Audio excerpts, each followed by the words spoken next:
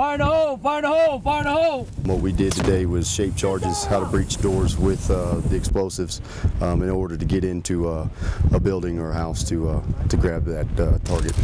You'll have your plastic explosives wrapped in with a detonator and then run along with your det cord to your initiating device, which is a blasting cap, sets the charge off. Right now we're trying to make an improvised explosive device. It'd be a personnel-borne IED. They're going to create a suicide vest, show all the soldiers what the effects are of a suicide vest and how deadly they actually are.